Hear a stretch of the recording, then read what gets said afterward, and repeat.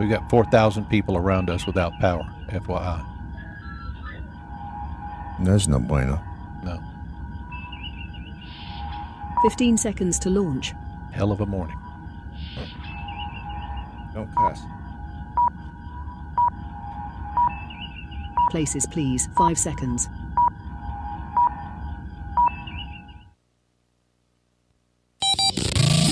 Adjust your mojo. You are about to participate in a great adventure. Now.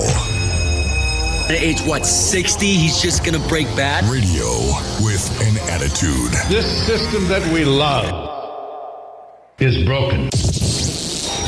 I know that. Do not comply. Hey, mother. Welcome to another 2 hours of common sense. That liberty and justice for all is a myth. And erratic behavior. You want to, but you can't. And when you do, you wish you didn't. This is your Daily Mojo. They're still screaming like stuck pigs over at USAID. Another official there was put on administrative leave for a memo that blamed the political appointees, as they called him, for affecting life-saving work. You know, because United States aid. The top official over at the USAID put out this memo. He blamed Trump political appointees for the government's inability to conduct life-saving humanitarian work around the world. The official warned the Trump appointees' moves will no doubt result in preventable death, destabilization, and threats to national security on a massive scale.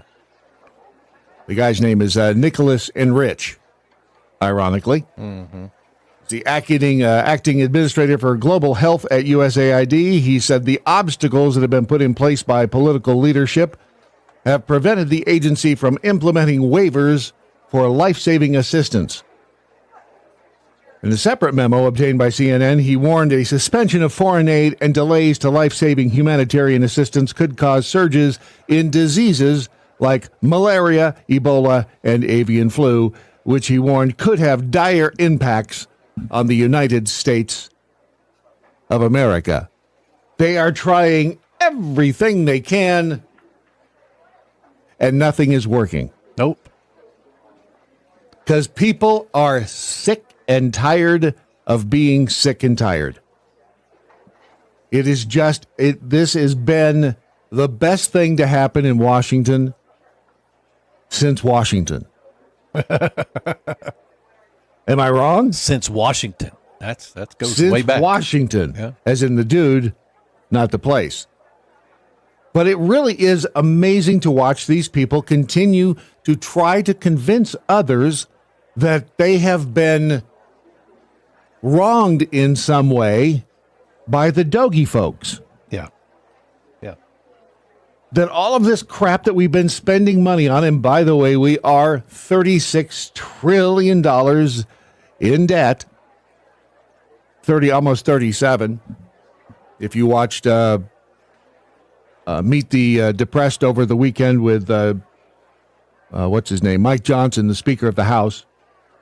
And I don't know, I guess he's all right. But they're talking about this continuing resolution, which, of course, wouldn't have any of the Doggy cuts in it, which seems a little misguided. I mean, I think people have signaled we've had it, we're done. We don't want to have this money flushed down the toilet anymore. Stop it. And yet they continue to tell us, well, it's going to be, it's going to take some time before we, is it? Funny, because at home, if you are, in debt up to your eyeballs, you have to just stop spending the money, especially when you don't have any money left. You can't spend anymore. But for some reason in Washington, they think that they are different. And the people around the other agencies in Washington, their other good news, it's almost as though we're getting tired of winning, is it not? Tired of winning. It is. It's exhausting. All of this. A top Health and Human Services spokesperson has quit after going up against RFK Jr. And this is and he's quitting because of RFK and his approach to the measles thing. The top spokesperson at Health and Human Services, his name is Thomas Corey. He announced yesterday that he had resigned effective immediately, just 2 weeks after joining the department as its Assistant Secretary for Public Affairs. I want to announce to my friends and colleagues that last Friday, I announced my resignation effective immediately. He wrote in a post on his LinkedIn page, to my colleagues at HHS, I wish you the best and great success. Does he really believe that? No. The sudden departure was prompted by growing disagreement with Kennedy and his principal deputy chief of staff, Stephanie Spear, over their management of the health department. He was also uneasy with Kennedy's muted response to the intensifying outbreak of measles in Texas.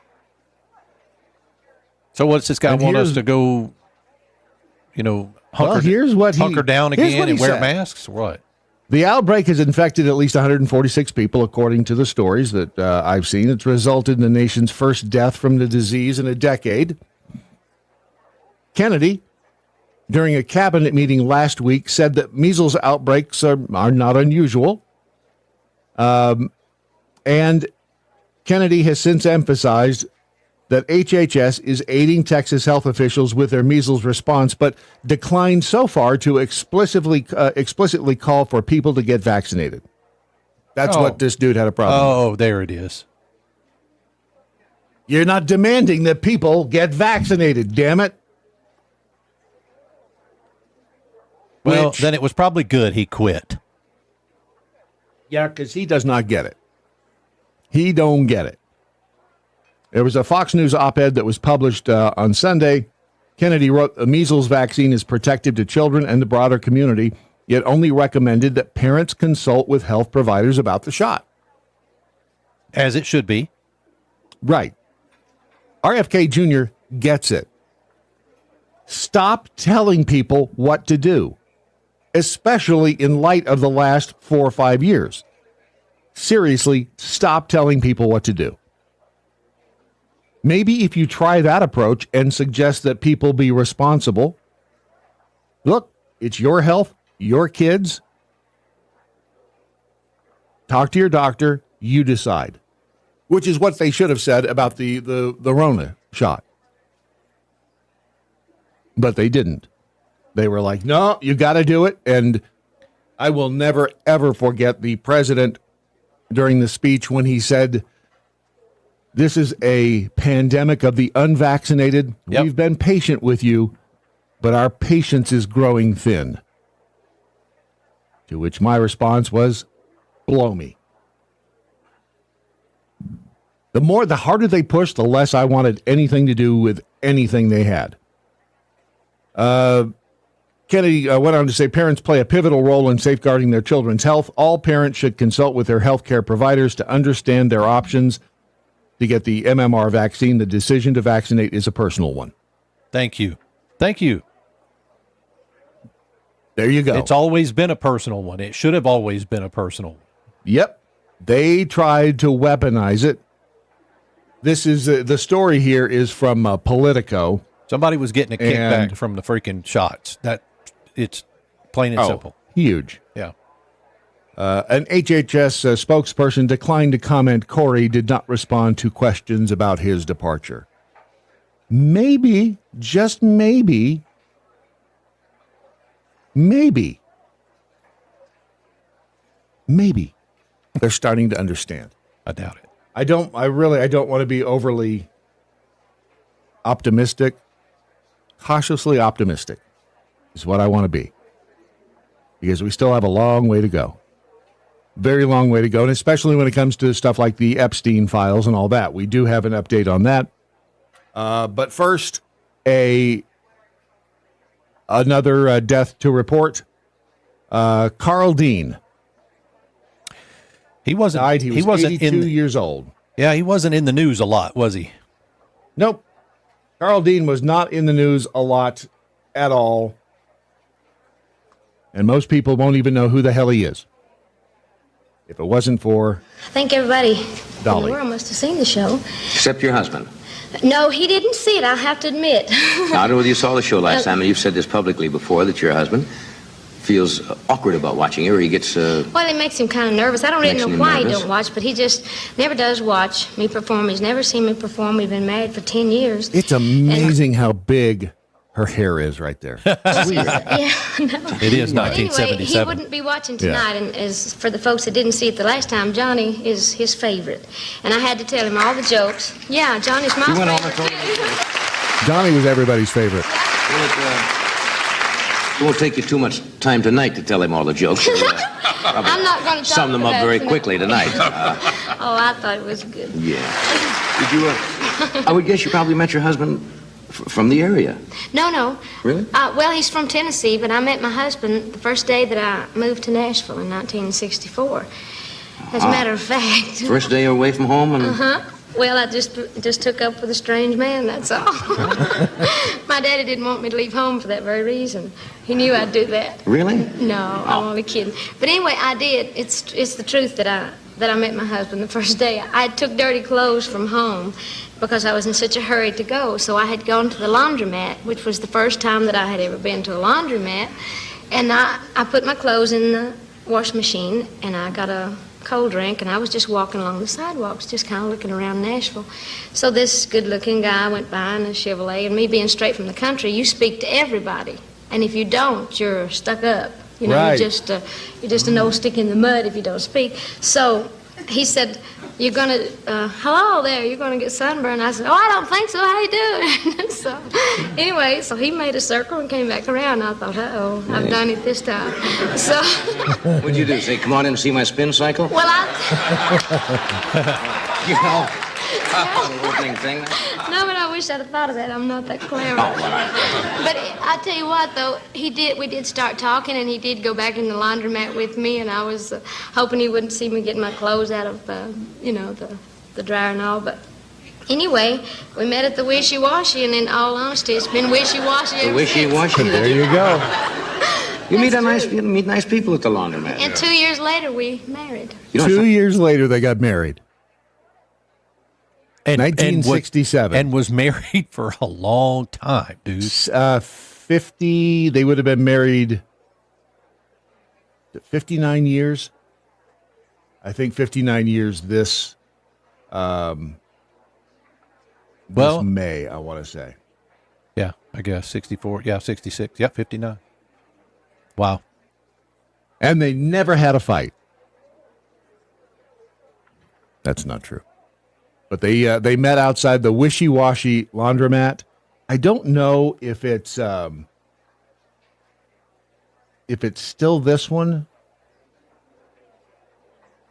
I mean, it might be. There's a couple of Wishy-Washy, and naturally people in Nashville, started naming their laundromats Wishy-Washy. But I don't know which one it is now. But there's a lot of little places. I'm surprised Nashville hasn't torn it down. They're really good at places that have significance. Mow it down. Get rid of it. Kill it before it grows. Another, and this is another person who you probably never heard of. James Harrison. He died yesterday at the age of 88. And most people have never heard of him. But this guy who lived in Australia, he is credited with saving more than 2 million babies because he was a regular blood and plasma donor at the Red Cross of Australia. Yeah. He had a rare antibody in his blood. And so because he constantly would give blood to the Red Cross, his transfusions were used to make the medication Anti-D, which was given to pregnant women whose blood might attack their unborn babies. Without it, babies would develop hemolytic disease of the fetus and newborn, which is HDFN. Never heard of that one. A blood disorder that can be fatal. The guy did not like needles, but he began donating in 1954 when he was 18. He had made a promise when he was 14 when he received life-saving blood transfusions as part of a major surgery. He decided that day that he would continue to give blood. He was known as the man with the golden arm. He donated blood and plasma 1,173 times, never missed an appointment for more than 60 years until he retired in 2018 at the age of 81. It's people like that you never hear of. Dude, he died in his sleep. His body was making blood like nobody's business, man. Holy cow. And he actually died in his sleep on February 17th. So it's been a couple of weeks. Yeah. But those are the people, those are the unsung heroes you never hear of that need or should have a little bit more recognition out there. So again, James Harrison. And Dolly, by the way, her brother just died in November. So she's had a rough few months too. Can't imagine what she's going through. Want to be a part of the program today? The hashtag is, as always, what I learned today. You can tag us in any of your posts if you would like, at Real Brad Staggs, at Real Ron Phillips. We are the real deal. We are not AI, although AI is getting increasingly spookily. Is that a word? It is now. It is getting spookily really amazing. Where'd that go? Right there it is, right there. Yeah. This is an AI. Not only is it AI music, but it's it's filled with AI people and animals.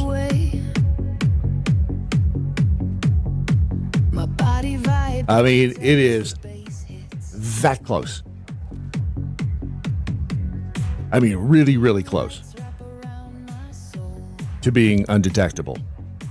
And I would say, actually, if this is what's out there available right now online, what do you want to bet there's a secret government program somewhere that people like that, if you like this video, you can kiss me. I don't know if you'll get spoilers from that or not. I know, right? They'll be making movies before long. I would think in a couple of years, we're going to have a complete AI movie that we won't know the difference. It's amazing, but it's spooky at the same time. Wow. Because you can recreate anybody. I do think it's a little odd that her breasticles there are moving to the beat of the music, but that's just me. And as always, you know what? It's going to be the porn industry that gets out there in front of this whole thing first. Really close. Wow.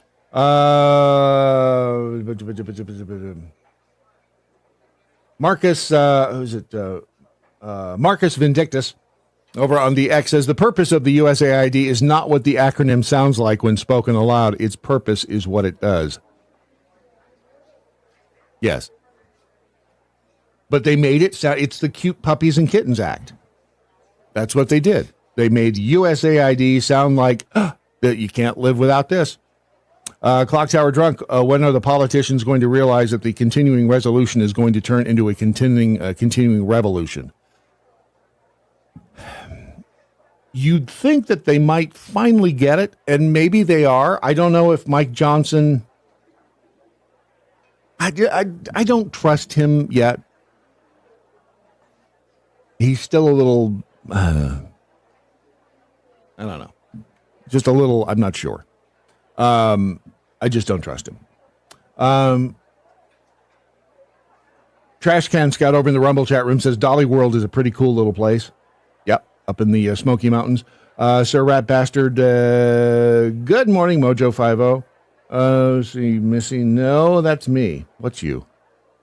I use AI every day. Not really, a few times a week, says Pecan Pie. 82. Wombat Mommy says, Missy, I still don't understand what is real and what is not now. And that's just it. You have to believe nothing. Don't even believe us. I mean, we're probably not real. Even though we say real. If you use the Snopes rule on us, we're not real. If we say we're real, then we're not, and we say we're real. That's kind of scary, isn't it? Yeah. What is real is our, not Israel, but what is real, our sponsor of this portion of the program, which is, of course, preparewithmojo50.com. This is real stuff. It's real food. It's real food that you can put back and have it laying in wait, so to speak, for any emergency, which we almost this morning. Yep. I mean, there was a point. It was like, is this going to happen or not? Because we had the storm blowing in from, where the hell does this one come from? This is just the changing of the weather, right? I guess so, but it hit both you and I about the same time, just because it was southwest to northeast and big line of thunderstorms. Rough. Yep. Both of us got sounded rough. Tornado warnings this morning. Jolted me out of bed at 5 a.m. We all hurried to the under the stairs bunker. Were you all crowded into a little tiny space? Yes, we were. You know, nothing like the family that and the siren. You know, the siren rides under the stairs together. The local weather siren, we used to call them air raid sirens, is in the parking lot directly behind my house at the school. Nice. So it's loud. That always helps, doesn't it? Yeah. But there's something surreal when that thing goes off, and they test it every once a month, Wednesday on the of every month here at 1 p.m. Yeah, and it's just it reminds you of every creepy movie you've ever seen. It just sounds odd. Yeah, and I guess they help. I mean, if it gets somebody in a shelter because it freaks them out, then yeah, it helped. But man, I guess it's just. Everybody has a phone now, but hey, the bottom line is this, make sure, and I was going to go out and do my cold plunge this morning, and I went out and the wind was blowing and stuff was flying through the air, and I thought, nope, not doing that. So I turned right around and marched my happy ass right back into the motel, and here I sit. We had our food available if we needed it. There you go. Did you have it under the stairs with you? Some of it, yeah. Quick, grab the food. Grab the food. Grab Grandma. Get her under here. Let's go. That's good. You had a plan. Do you practice your little? We do not. Well, no, but here's the funny part about it. Me, my daughter, my mother-in-law, the two dogs, we were all hunkered down. I don't know what Misty was doing. I think she was putting on her shoes, her clothes, grabbing her jewelry. You know, everything they they'll, say. Well, they'll find us under the shoes. stairs. Misty's right. Somewhere doing something in a tree. I was like, babe, at least you guys had the what food. Are you doing? Come on, babe, get under here, babe. Hurry up, babe. Be ready for whatever nature is going to throw at you or people are going to throw at you. It doesn't matter as long as you have your emergency food supply from preparewithmojo50.com. There is, and I want to thank Beaver for sending it to me, another conspiracy about NASA. This one's good. We'll talk about it next on the Daily Mojo. The Daily Mojo.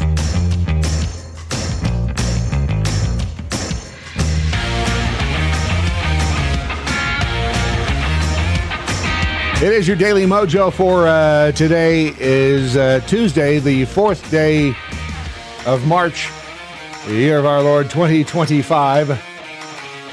No, that's not going to do what I wanted it to do. All right, well, good. Figures. All right, so Beaver sent this to me a little earlier today, and it was, I think we played one of this guy's videos not too long ago. It's a little crazy. Hang on a second, let me get the... Why do you have to always tell it to turn on the video controls? I don't understand that. Anyway, here we go. This is the latest conspiracy about NASA. Okay. How many, God, I hate these things. There's 18 different ways to... Oh, this is like, well, Instagram belongs to Facebook, doesn't it? So it doesn't surprise me. Let's try it now. Wouldn't it be crazy if NASA unalived one of their own astronauts simply because they didn't want him to be the first guy to walk on the moon? Allow me to introduce you to Gus Grissom, a talented astronaut, but maybe a bit of a black sheep. He was also allegedly maybe attempting to notify the public that NASA lacked the technology to reach the moon and back. And in 1967, Gus Grissom and 2 other astronauts died in the Apollo flash fires on the launch pad at the JFK Space Center in Florida. Now, wouldn't it be crazy if allegedly a whistleblower came forward, Thomas Barron, a NASA employee, and he claimed that those fires were started purposely. And I guess it would be pretty crazy if Thomas Barron and his entire family were unalived after their car was struck by a train.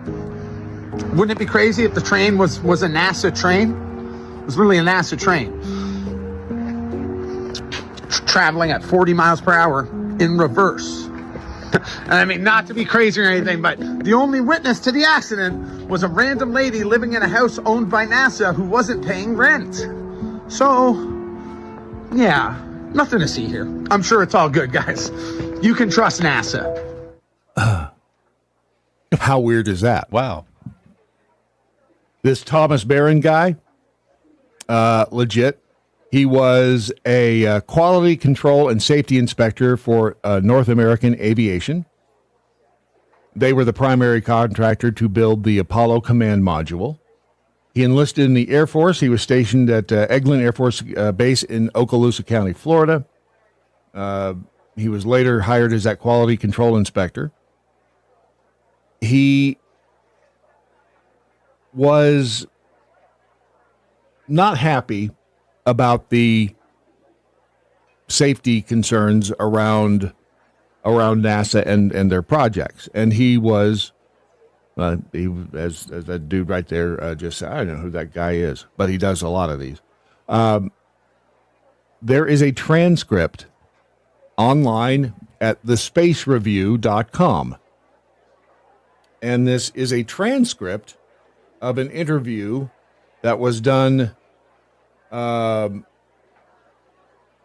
Mr. Barron, Thomas Barron, and he was being interviewed by Congressman Olin Teague, who was then the chair of the House Manned Spaceflight Committee, along with members of the of Congress James Fulton, Edward Gurney, Ken Heckler, John Weidler, and Emilio Daddario. And this was an investigation into the Apollo fire, which of course killed Grissom and 2 other astronauts. And this was published online back in 2020. So you may not have seen it because we were preoccupied. Distracted? Yep. Is that a good word? I think we were distracted a bit in 2020 from some other stuff. So this transcript, the Congressman Teague and Mr. Barron, goes something like this. Congressman says, Mr. Barron, I've read your first report. I believe it was 50-odd pages. I've listened to about 2.5 hours of taped interviews of yours. One of the statements you made was that non-certified items were placed in the spacecraft. The review board found that non-certified equipment items were installed in the command module at the time of the test. It was testified in Washington that a number of these items were identified and known and were to be taken out before flight. Of the items that you spoke of, do you know whether these were the same items that would have been taken out before flight? Barron responds, no, sir, I don't see how they could be actually taken out. Some of them were in the epoxy category and paint category and tape category. Possibly the tape could be removed. We use some tape, the command module, which could be removed. We use some tape for identification purposes in the command module. That could be removed during flight. The Congressman says, well, do you think the items you're speaking of are items which would have stayed in during the flight if the capsule had flown? Yes. You stated that North American had not lived up to their contractual obligations to the government. Is that correct? Well, I don't feel that they did. No, sir. Mr. Barron, did you ever see their contract? Well, no, I haven't seen it. Well, will you tell us what you meant by that, what you had in mind? Well, there are certain things that a contractor has to comply with in my past experience, especially working with the Allentown Scientific Associates in Allentown, Pennsylvania. I was very familiar with the government contracts, the basis of a lot of government contracts as far as safety is concerned for personnel and working conditions and things of this nature. This is primarily what I was talking about. And the congressman says, well, you've talked about safety and things that you have in your report. Yeah. I believe most of the government contracts read pretty much the same. They go on, they talk a little bit further, and he says, you met a man in a grocery store who worked on the pad at, I guess, Cape Canaveral and knew exactly what caused the fire. And he said others did. Barron says, yeah, this is what he said to me. Who was the man? He answers, Al Holmberg. Barron says, he asked the congressman first, you got to press me for the name. You got to make me say it. Yeah, we want to know. Al Holmberg. He is a spacecraft electronics technician. The congressman says, it's a rather serious statement. We would like to ask him that question about the safety issues on board the craft. The congressman says, did you find out who the man worked for? Did he say who he was? Mr. Barron said, whose boss is Mr. Gurney? I don't know. He's a spacecraft electronics technician. Basically, this was a random meeting. They had not planned to meet each other. There were some other customers in the store, summarizing. Here's where it gets really fascinating. Congressman says, didn't tell you what he had in mind. No, sir. Congressman says, is this the same man who told you that the astronauts smelled smoke, noticed smoke before the fire, and were talking about it 10 or 12 minutes before the fire? Oh, wow. Right? Barron says, yes, sir, the same man gave me this information. Well, did the same man give you the information that the astronauts tried for 5 minutes to get out of the capsule? Yes, sir, he did. Thank you. Another congressman says, I know what you're doing is a very difficult thing and try to put the best perspective we have as members of Congress. Could you give us what you consider the most serious of your charges and summarize those for us? I realize this may not be possible. If so, please explain. I'll understand. Did you asking me what the actual source of all of our trouble is? Well, yeah, if you want to express that, yeah. I don't know if that is exactly what you're asking. I'm really giving you the chance to tell us what you think. This is what I'm offering to you. You can take that question any way you want. I'm not trying to limit you in any particular way. Barron says, all right, fine. It's quite varied as to what our problems are. As most people have said and realized, it is so extensive and covers so many areas, it's difficult to believe that some of them even existed. I would say basically we've had the problems, extensive problems in safety, in cleaning materials, in items getting in the spacecraft that weren't supposed to be there. The morale of the people, the pressures put on the people by management are the things that really indicate that we don't have the proper management that we should have in this program. Then they go on. Is this surprising in any way? A little bit, yeah. My words. Yeah. Oh, a little bit. You think so? Yeah, I mean, NASA's about as effed up as a football bat, and has been for some time. And they, after the shuttle disaster, and remember the documentary that dealt with the Utah subcontractor, what was their name? Morton Thiokol. Yeah. Remember them? Yeah. They were the ones that made the O-ring. Yep. And they had... And they talked about it. They knew that it was going to... Yeah. They knew exactly what was going to happen. And NASA's like, launch it anyway. I mean, they treated the astronauts like cattle. A lot like Alfred Hitchcock said actors should be treated. But NASA just did not treat their astronauts well. I don't know if they do now or not. But if this is the case, if this was a situation where NASA did not want Gus Grissom coming out and talking because he was about to blow some whistles of his own, apparently, regarding safety, etc., and they didn't want him opening his pie hole. Yeah, but see, we were in a Russian, what was it? Yes. We were in a space race at that time. Yep. And so we had to win it. Yep. And NASA was being pressured, I'm guessing. So, yeah, I mean, can I believe it? Yeah. The whole treating them like cattle. And wow. And having really no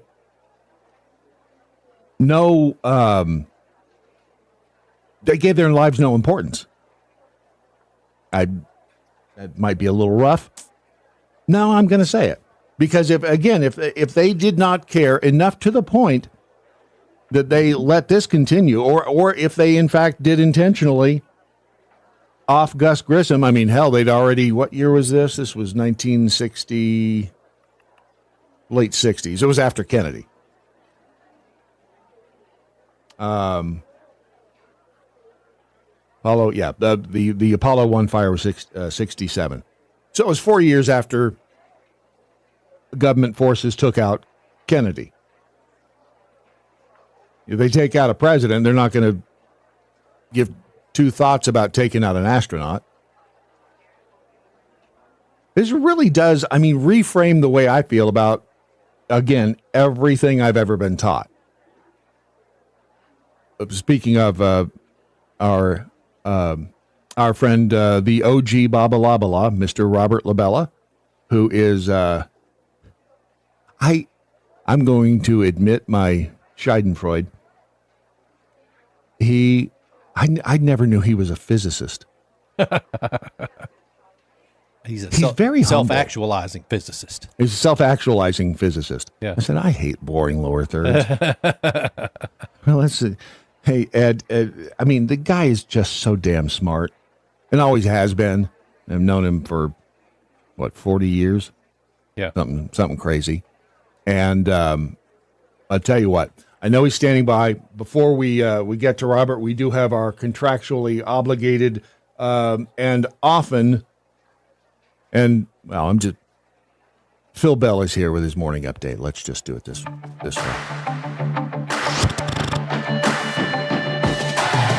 This is Phil Bell on the Daily MoJo with your morning update. I'm not happy.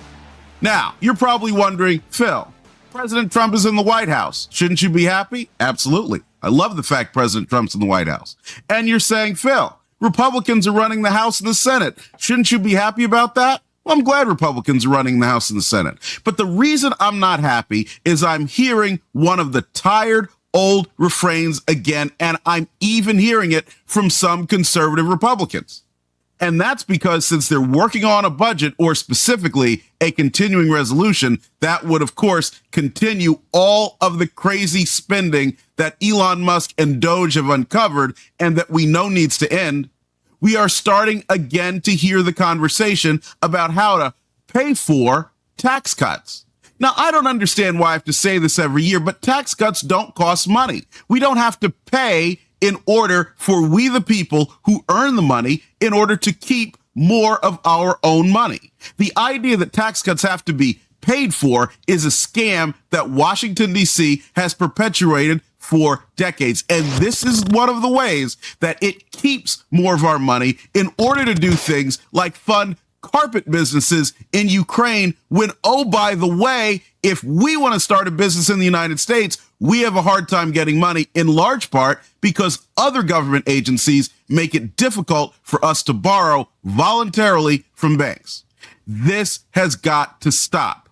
Tax cuts do not have to be paid for. And what's more, we should not be passing a continuing resolution to continue spending money the same way it was done under Joe Biden. This ends now. I want you to leave a comment under this video about what you think, and I also want you to download the Daily MoJo smartphone app and enable notifications. That way you'll be up to date on the latest craziness, good stuff, and absolute insanity coming out of Washington, D.C., and you'll know how to share it with others. We'll see you down the line, and thanks for choosing the Daily MoJo. Phil Bell's morning update is only on the DailyMojo.com. Stupidity is not a competition. The whole island will become so, unless you're a politician, overly populated that it will tip over and capsize. The Daily MoJo. The Daily Mojo. Clock Tower Drunk over on the X says, go ahead and kill everyone's childhood dreams of being an astronaut, Brad. I know. I did at one point want to be I had an astronaut's lunchbox when I was a kid. I was a goober even then. Marcus Vindicus, murder by train can be timed to perfection to strike a family's car at a precise moment location along rail lines, which by design traverse an undeviating route while traveling 40 miles per hour in reverse shocking concert of events. Beaver says, shit, it's the food or Misty. Ron chose the food. Well, you kind of did. You kind of did. Look, I didn't say I didn't go look for her, but I didn't. You yelled. I yelled. I said, get in here. Hey, where are you? Hurry. And then you shut the door. Stinky Biscuit, it's got to be AI because my real life doesn't look like that. Right? Right. And Trash Can Scout, wonder if Brad and Ron remember when one of the spaceships coming back to Earth blew up in pieces and some of it landed in Benbrook, Texas by a school that I remember driving past. It was when I was a kid. Like late 90s, early 2000s.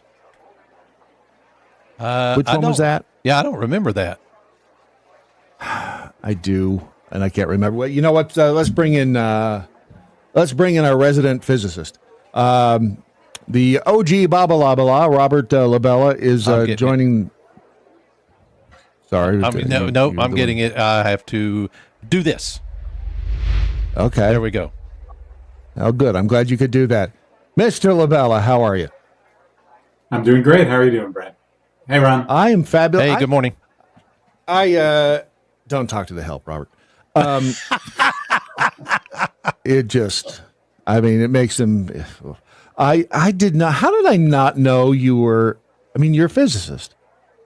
Yeah, I have my bachelor's in physics, and I have a fair amount of master's classes, but I don't have anything else other than that. But before I got into running a business, that's what I considered myself, a physicist or a systems engineer, I guess.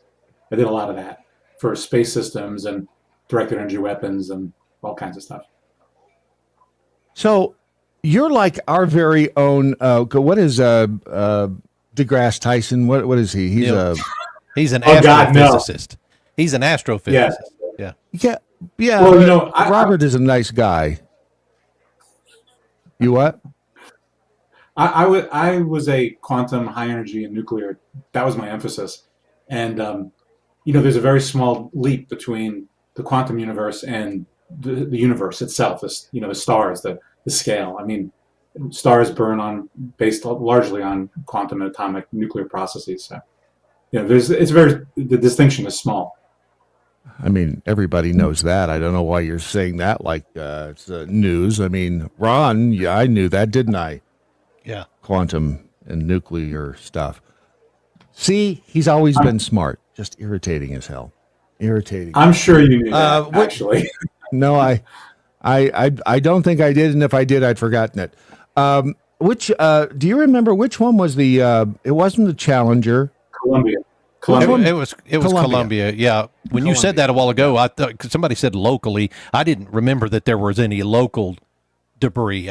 We traveled to East Texas to go look at it because that's where that's where most of it came down, was East Texas. Yeah. Mm-hmm. Okay. What, Robert? Yeah. Oddly, I had a dream before that occurred that it was going to happen. What? I didn't know this, but it was. But I woke up in the morning. I had this dream about like these kind of like stars coming down through the sky and in these streaks, and that there are these people walking around or kind of flying in the air wearing these blue jumpsuits. I didn't really associate with anything. I told my wife about it when I woke up. I was like, oh, this is pretty crazy. And then later we were watching the news. I was like, oh my gosh, that, as you saw the reentry, yep. All the pieces. I remember just being shocked by that, Yeah, it was pretty crazy. I was watching NASA. I'm a space nut. I was watching NASA that morning when it happened. And of course, people were hearing the sonic booms near where I live here in the South Fort Worth area. I thought my son was playing basketball upstairs. He had dropped his basketball upstairs. Didn't know what it was till later, of course. And then later that afternoon, we drove to East Texas, just driving around looking at the parts and pieces. And I filmed it. I've got it on VHS tape somewhere. It was crazy. 2003. Yeah. Is that when it was? Yeah, 2003. February 2003. That was a bad day. That was a bad day. Yeah, it was. Yeah, and NASA just does it. We were just talking about, I don't know if you heard or not, the Gus Grissom thing. And Thomas Barron, who was, I guess, a whistleblower, who alleged that either NASA was just so damn sloppy with their safety protocols that they inadvertently, caused the fire, or that they had intentionally offed Gus Grissom because he was about to come forward and really, I guess, blow the whistle. At this point, I don't know what to believe, but nothing is really all that shocking to me, especially given what we now know over the course of the past few years, and what we're uncovering now too, like with Doge, with the crazy spending stuff that we're finding. Is that Columbia? Yeah, going down wrong. Yeah. I just grabbed a video. Yes, it I was. don't know if that's it. Yep. Okay. I remember that. I remember 1986. I remember the Challenger because I was on the air on the radio out in California and watching it on TV, and that was just, that was really bizarre. I remember I was in class at UC Santa Barbara, and someone said, "Oh, hey, there was a problem with the space shuttle." And after my class, I went home or back to my apartment and turned on the TV, and I just was shocked because I'd worked at NASA in high school, if you recall, out at Edwards at what at the time was called Dryden Flight Research Center. And living in Lancaster, they built the shuttles in Palmdale Plant 42, and they drive them down 10th Street East right past my house. And when they were building the Challenger, I actually got a chance to kind of climb around inside it and stuff like that as part of that program. And so I felt, the whole Antelope Valley, we were so closely tied to NASA and the shuttle program that both the Challenger and the Columbia were really devastating. Events. Were you on that trip? I remember a trip to Edwards. I think maybe you were, because I think you're in the picture. I have to find it. But we went to Edwards, and it may have been the introduction of the Space Shuttle Enterprise. There were a bunch of us. I remember being there. The twins were there. I'm pretty sure you were there. Do you recall that? It would have been during high school. I remember the very first shuttle, which was just a demonstrator, never went into space. Yeah, that was Enterprise. They had lobbied to call it the Enterprise, right? Because of Star Trek and all that. And I thought that was cool. But it was a shame it never went into space, right? And I remember when they wheeled it out at Plant 42, not at Edwards. And they kind of, they had big press set up and all that kind of stuff. That's where it was. I remember I was there at Edwards for the first landing, like when the Columbia made its first return. That was a super emotional time. Like, nobody knew what was going to happen. It goes through that period of silence as it's re-entering the atmosphere. And then, you hear the double sonic boom. And, for the uninitiated, what is that? Is that the shuttle blowing up? Nobody knew. And I was on the Edwards side of the lake bed. The Edwards Air Force Base is just a vast dry lake bed with on one side, the north side, is all the facilities and everything. It was all the people who worked there and stuff. And since I'd been working there, I had a pass. We were all standing there, thousands of people. And I remember when you could start all of a sudden see the shuttle coming into land, you heard this roar. And it was the crowd that had come up from LA. On the other side of the lake bed, like a mile and a half away, you could hear them cheering. It was like, just thinking about it, it was really a very emotional thing. People were waving their flags. And it was a remarkable thing, the idea of a reusable spacecraft, Right. Yeah, it was really fantastic. I just paused a video. So it's a still of Rogers Dry Lake bed out there. And it really, that's it. For anybody who hasn't been there, it's an amazing place because it is just flat. You can see for miles across the desert there, and it's hard pack. And when you're right. When that first shuttle landed, we didn't know what the hell was going to happen. It was all a big mystery. Yeah, it was thrilling, and it was like you said, it was emotional. Yeah. It was very emotional. And I think we got so used to it living in the Antelope Valley because the Stealth and the B-1B and everything else that they built out there and flew over our heads all the time, which you couldn't do now because everybody's got a camera phone and would be taking pictures of it, but they would fly all the top secret stuff right over, and no one really ever gave it two thoughts. It was fat. You know what you got until it's gone. It's true. That was really an amazing place to be. I remember before the B-2 bomber was known about, I remember riding my bike back. I'd been visiting a young lady out. She lived out in the alfalfa field area, in a set of homes out there. I was riding my bike home, and it was nighttime. And I'm riding along on one of the desert roads out there, my bike. And I hear this funny sound, like a kind of this weird whirring rumble. And I look up and I see the stars kind of blot out in this, because you could see the stars are so clear out there in the middle of nowhere. Yep. And I surmise that was the B-2. Like, because now that I've heard it many times and have seen it in flight, I'm like, that was the B-2 that I saw all those years ago. That, just like you said, it was they flew all kinds of stuff out. It wasn't common. They would usually fly up, up north at other facilities. But it was wild. I don't know if you knew this. I'm assuming you've been, and you probably can't answer even if you have been, but to Area 51 a couple of years ago. We remember when they had the Storm Area 51 get together, whatever it was. We went to that. It was fascinating. It was, Did you really? Big touristy. He didn't storm Area 51. He just went out there. He's still here. But we went. But you could go right up to the gate. Yeah. Which, again, I'm sure you've been through many times. You can tell us if you want to. I have to tell you something, kind of funny. The proof that you didn't do it is that you're still here, because yes, they're not messing around. They're really well, they had the one gate that's out there in wherever the little Ailey Inn is. Rachel Nevada. And there's that one, yes, and they had that one gate that's off the main road, sits back a few miles. They had that. You could drive right up to that.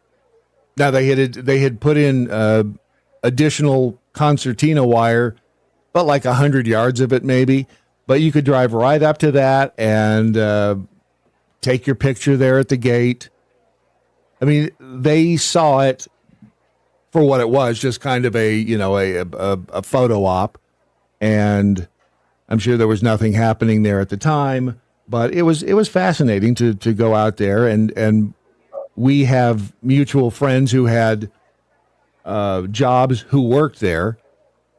Get on the bus or in Burbank every Monday and fly up there, and then fly back on the plane with blacked out windows. Are you familiar with that? I certainly am. Yeah. I know I love this. He's given us just enough information, Brad. I know. Well, it's funny because I will say there was a movie. You mind if I tell the story about what the hell was the movie called? It was just on. It was oh hell! I just watched it because I sent you the text about the chain link fence stuff. Oh, it was Lev Schreiber's show. Yeah. That was the name of that movie. I forget what his show is called. I'll look it up. Go ahead. I like him. Anyway, so yeah, I do too. And he used this spray on a chain link fence. Basically, it looked like it was just like a liquid nitrogen or something. He sprayed on the fence, and then it just dink. It froze the metal in the chain link. He popped this whole section out, and it's kind of a super cool gag, no pun intended. And was it a movie or a show? Was it Ray Donovan? It's a movie. Oh, it's a movie. Yeah. Okay. No, it wasn't Ray Donovan. Okay. It's a movie. It was it's early 2000s. Oh, it was Sum of All Fears. That's what it was. Gotcha. And so they have cool gadgets like that Robert may or may not know about and can't talk about them anyway. But all of these things that are out there that seem like they were just science fiction exist. Right. So maybe let me say this about that. I think that science is actually stranger than fiction. I think that as powerful as our imaginations are and what we've been writing about for almost a century and a half in terms of fiction, from fiction perspective. Think of Jules Verne and all that kind of stuff going back into the mid 1800s. But what we've been able to do with science and what we've come up with and to solve various problems is really even more remarkable, because it wasn't just created in the mind, it was created in actuality, right? So stuff like that was really the spray, what did you call it? Ice piss, I think is what it was called. Ice piss. Yeah. So, it's kind of funny. I think at the time when you texted me that, my answer to was, oh yeah, the agency develops all kinds of stuff. Their Office of Technical Services, I think it is that's like Q, from James Bond, but real and frankly better. To be perfectly honest, those guys, they know what they're doing, and they're super creative and they're super smart, and they come up with all kinds of really amazing, sometimes very wacky things. But it's like it's pretty wild. Have you ever seen a pen? Have you ever seen a pen that's a gun? I have not. I've seen pens that explode. I've had them explode in my pocket regularly. Oh shoot! But I mean, were they designed to be bombs, or were they just shitty pens? They're just bad construction, poor construction. Don't wear a white shirt to a place where you're gonna have to be together. Right. So, and all of this to say that I know that I think I may have changed actually my viewpoint on this. I've always thought, all right, there's some stuff the government does that's top secret that we as the great unwashed don't need to know. Unfortunately, my view of that has changed over the past few years because of the lies and the lies and the deception that they have shown us that they're capable of.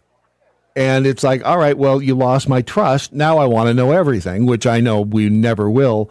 But that's what is being uncovered in a lot of this Doge stuff, that there's so much money that they can use we can't tell you about it because it's really top secret national security, but it's really just a steaming pile of horse crap because they're spending a lot of our money on things that they shouldn't be spending money on.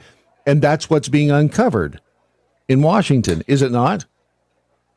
Yeah, I mean, I have a couple things to say about that. The first is, having been on the inside with a very high clearance, and working in a SCIF and things like that, I can guarantee you that there's a lot of stuff that's just way overclassified. But that's partly cultural inside the agencies, various agencies. Whether you're talking NSA or DIA or wherever, there's a tendency to classify everything. I mean, we're going to classify the phone list. We're going to, and you can make an argument for why they're doing that, right? But in my experience, what that really does is it just slows down all that classification, all the siloing of information in compartments, just slows down the ability to solve problems and get things done. Now, places like at NSA, they've done a much better job of providing for cross-pollination with various tools and mechanisms that allow that. So that they're doing better for sure. But there's, I think in general, there's way too much classification. The other thing about Doge, so you and I can disagree about what we should be spending money on. For instance, you may want to fund hot dog vendors in Guatemala. And I'm like, hot dog vendors? We don't need to fund them for hot dog vendors. But I think we also have to acknowledge that there's some activities are really about projection of soft power, right? Like, it may turn out that we don't like what's going on in a particular country X. And we realize that if we want to foment some kind of effort to change that country's policies towards us, we might decide through our various ways and means that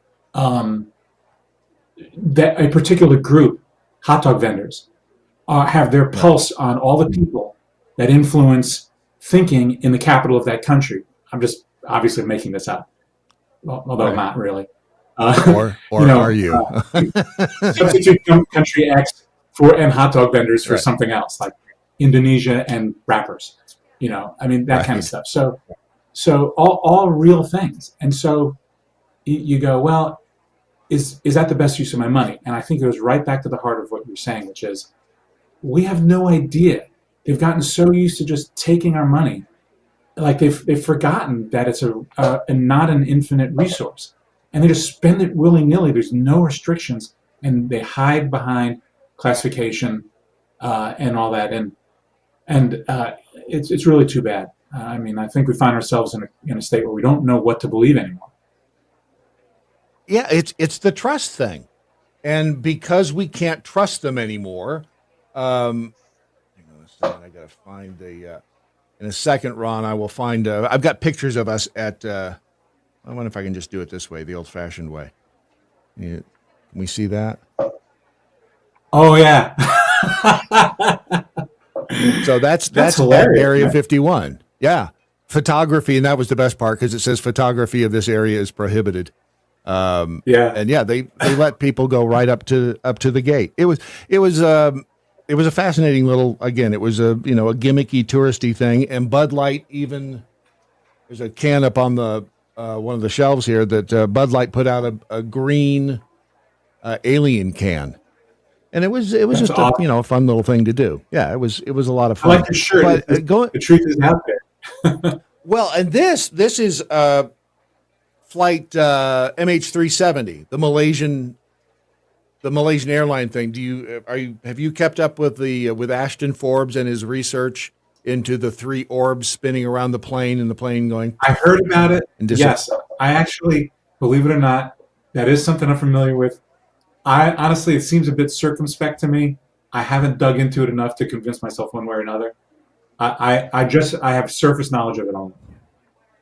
I will put you in touch with Ashton Forbes. He's smart too. You guys can talk way above my pay grade, and because he puts together a really compelling story. Now, I don't know for sure that Ashton isn't a CIA asset in counterintelligence. So, and for that matter, I mean, I've known you for a long time. You could still be an asset in counterintelligence. I have no way of knowing it, and you couldn't tell me even if you were, which really puts a wedge in our friendship. I mean, if you think about that. Well, we can just go on the assumption that that's all a bunch of hokey, and I'm just a retired guy who likes to talk. But right. I mean, the truth be told, it is in the interest of the intelligence agency to create confusion. I mean, and keep the populace in the dark about the truth for a variety of reasons. It means they can make any narrative they want. Reality is malleable in that sense. Well, and again, that's the problem. When you trust your elected officials, when you believe that they have your best interest at heart, then you're okay with that, which is where I was even up to and including 9/11. I was, a big W supporter.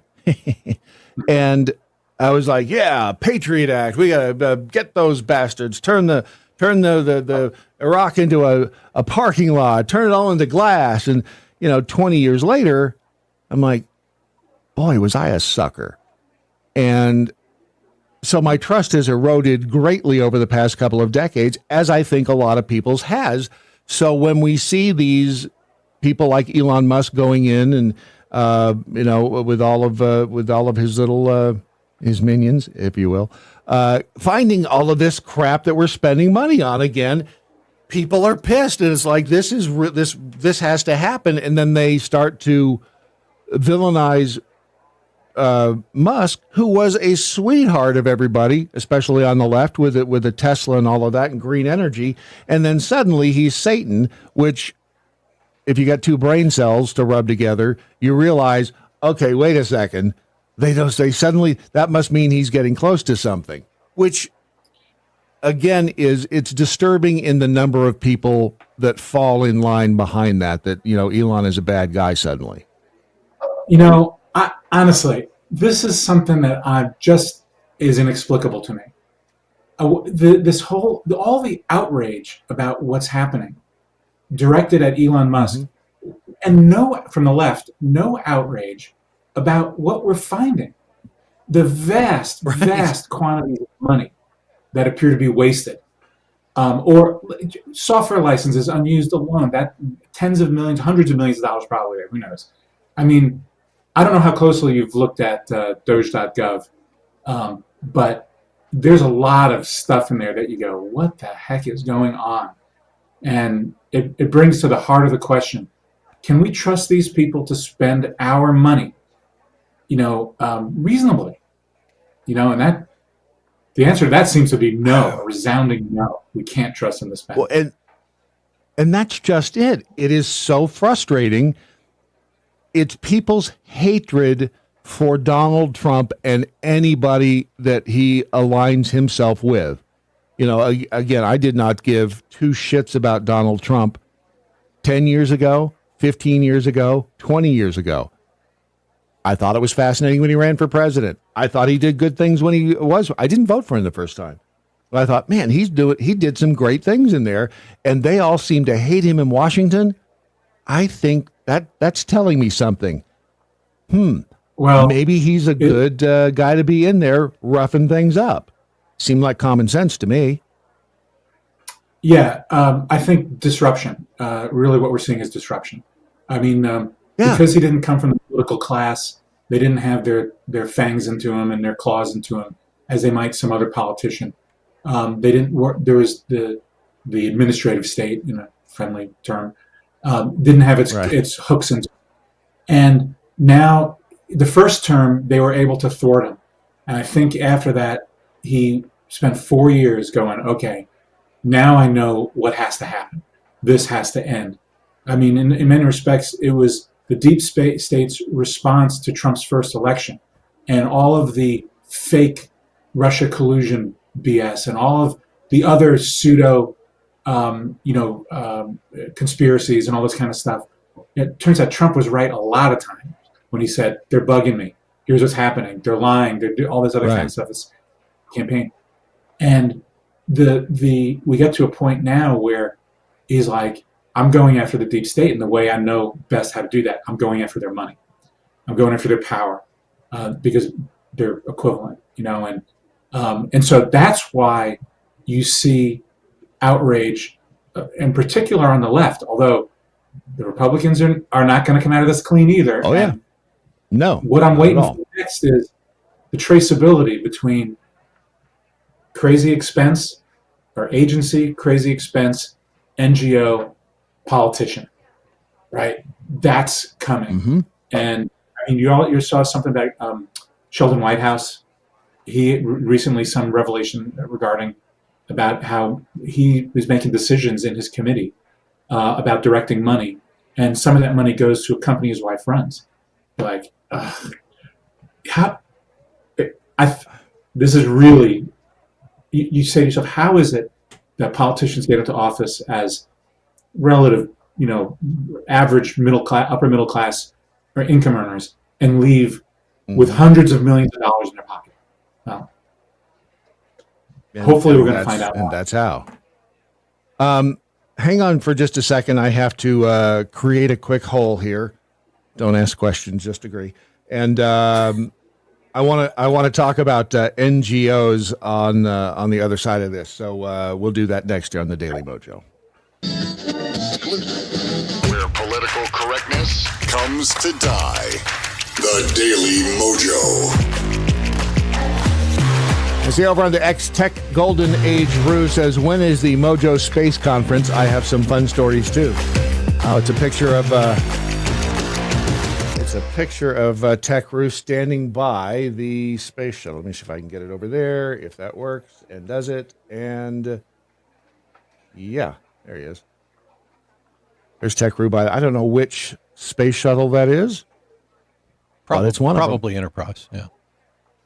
Looks like it. Where is that? Oh, our special guest again this morning. He is the self-actualizing physicist. The OG Baba Labala, Robert LaBella, is here once again. And where is that? Where is this? It looks like, is that snow on the ground or is that just sand? I can't tell. No, there's snow. Well, we got snow in the valley. Right, but I mean, not often. And that's a decent little chunk of snow right there. that could be either at Plant 42. It looks like mountains in the background, or at Edwards. I mean, it's unclear. That looks like the Enterprise because the ports are sealed, and I think if I can see that correctly, the early version of the shuttle had the whole cockpit section was supposed to lift out, if I remember correctly. I know the B-1 bomber also had a similar early configuration where, in the event of a crash or something, the whole capsule, the whole crew compartment would lift out and parachute to the ground. And it kind of looks like it has some of those features on it. I don't know. Isn't that kind of what happened with Challenger?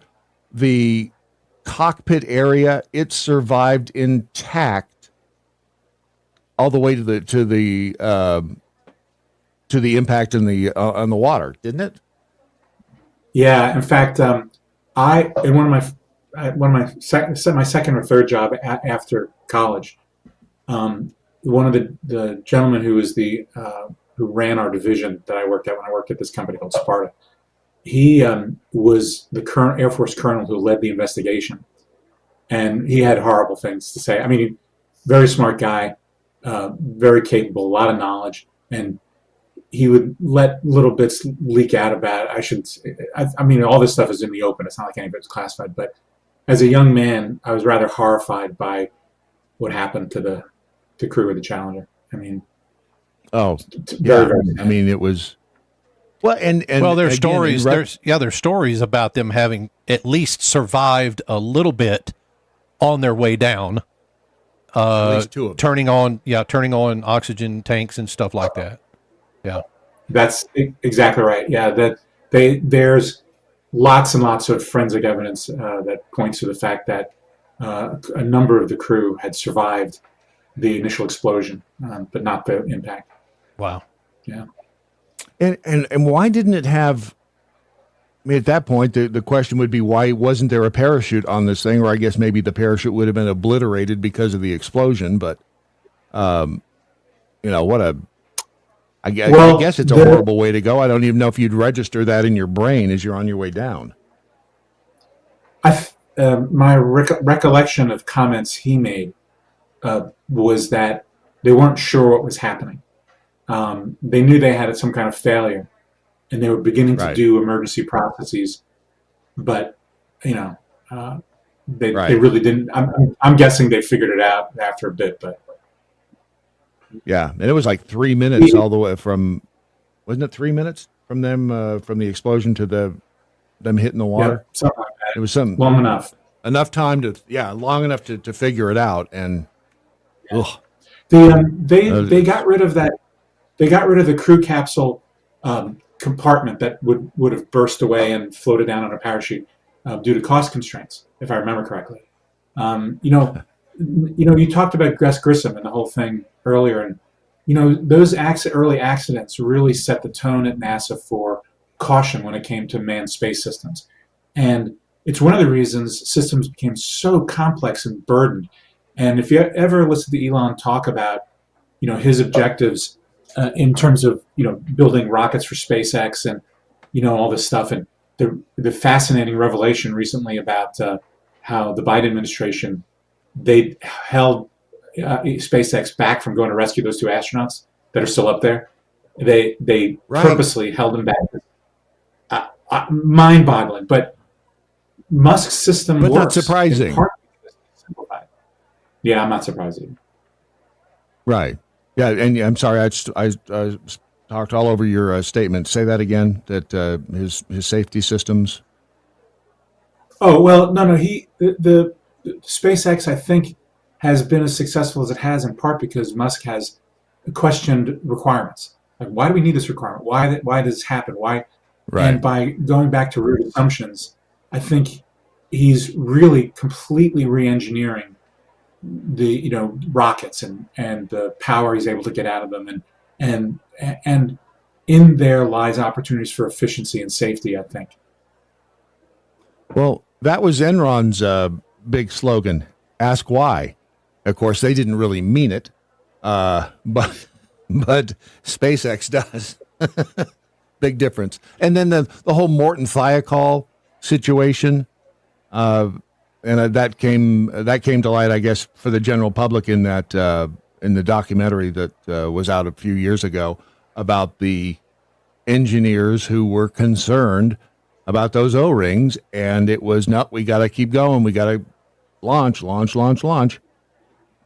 And they really did. It appears to outsiders as though they treated the astronauts as cattle. They were an expendable asset that, will make more, which is sad. That's not how I felt or at least what I sensed from the people that worked at NASA. I think there was a bit of an air of mystery around the astronauts, and everybody understood there was risk. But I think they went to such great lengths. In fact, maybe went too far because of that. But when it came down to the O-rings on the Thiokol boosters, for whatever reason, they decided to go when they probably shouldn't have because of a temperature. They didn't read enough into the temperature dip. That right. morning, I guess, and I don't know. It was a disaster waiting to happen. Coulda, woulda, shoulda. Right. You mentioned the NGOs, the non-governmental organizations, and I want to get to that, and also to soft power. But the NGOs, explain what those are for people who might not know, because that term gets tossed around a lot. So a non-governmental organization is, in its truest form, is a company, and this company can receive government grants that, and then they for some purpose, and then that purpose is in many respects an extension of government action. Now, it's kind of funny. I don't know why they call them non-governmental organizations. They get money from the government, right? So, right. And ostensibly they have contracts with the government. Although I got to tell you, Brad, to listen to how money goes to these NGOs and then there's no accountability is shocking to me. Mm-hmm. I mean, when I was running Minerva Engineering, my business partner and I were running the company, working for the government. We had prime contracts. That was how you have prime contracts and subcontractors. You want to get prime contracts because it means you control the interface with the government and all that kind of stuff. But it's also a big responsibility. We got audited all the time. Every invoice we submitted, every contract extension, we were inspected inside and out. It was the most intrusive exams you can possibly imagine. Honestly, I don't know how you can cheat. I mean, I know they do. And a lot of people do. They bury it and all that. But we had to, as a small business, we had to justify every penny, every expense. And then we'd have these annual audits for, on our cost-based contracts, did you calculate your rates properly? And it was really like a super intrusive exploration. How can these NGOs get away with getting billions of dollars, only providing millions of dollars of service? Where's the rest of that money go? There's got to be an accounting, but there isn't. It doesn't seem to be anyway. Right. That's why that goes back to. Yeah. Oh, yeah. Absolutely. And going back to the 70s and 80s, the stories of the $800 hammers, and then $1,000 toilets, that whole thing, and we all back then assumed, they're using that money for the secret stuff, going on at Edwards or whatever. So it was almost a joke. I mean, it was back then, and they were able to hide a lot of that money. But it is fascinating that your company would get so anally probed over and over. Was that, you think, in retrospect, just cover for the machine to say, no, we look at these audits, that we make sure that we know where every penny is going, so that then in the other operations, whatever you call them, black ops or whatever, that they secret operations, that they can run amok there because, look how thorough we are with companies like Minerva. Well, I don't think it's just cover. I mean, the investigation, or not investigation, but the process we had to go through was a real process. It's there for a good reason. But clearly there are companies who are able to game the system in a variety of ways. But there's knowing how government money is spent and the different colors of money, it's, in my opinion, quite easy to shuffle things around, move them hither and yon, and confuse the system. I mean, look, the perfect example is what was the thing? Senator Collins had $12 billion earmarked for new Virginia class subs, I think it was. And when they said, well, where'd that money go? They went, we don't know. How did you lose $12 billion? It's insane. So is it going to black They get projects? away with it. They get away with it. That's why they do it, because they can do it. Up until now, we've had no one in there.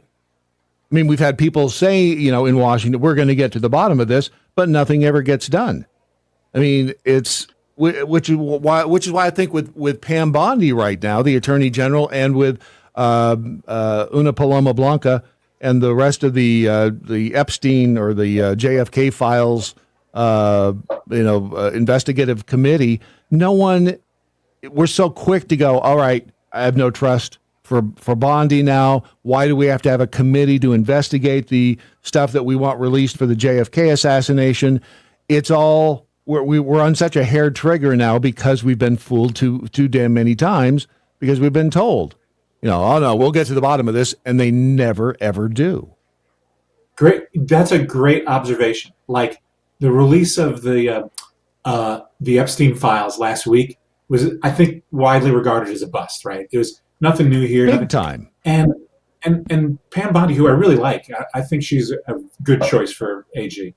But I think she stepped in it a little bit by trying to spin it as, well, this is actually really good, and we're going to, and then got mad at Kash Patel, director of FBI, by going, hey, why is the FBI sitting on these files and the Southern District of New York sitting on all these files? And Kash went, wait, I'm still trying to find the key to the restroom here, So, I mean, he just walked in the door. So I'm going to give a little grace out of this, okay? But transparency, and like when I look at Doge.gov, and and I don't know if you saw Mark Cuban's comment. Like some guy made a comment about, wait a second, this data that Doge is revealing has been available on spending.gov for years and years.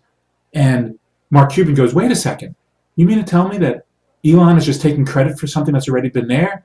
That's very, very Trump-like, and he made some kind of comment, which was stupid, because what Mark Cuban fails to realize, and others who are criticizing this, is that just because you have access, just because you have data out there, doesn't make it information that you can do something with. You need access to that data in a way that allows you to turn information into insight. That is a really important concept.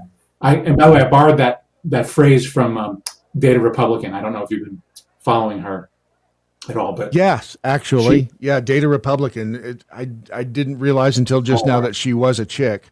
I couldn't figure out what that person was. Is she deaf or blind or she's something?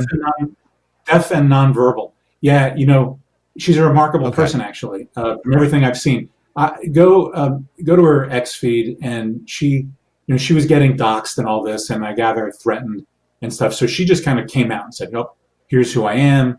Here's what I'm doing. I've and a little bit about kind of her plans for the future." But she's not the only one now just using AI to sift through this data, and she's got this new program. I think it's datarepublican.com. And I don't have any association with her, but I'm saying I go there, and it's really interesting to see what she's building.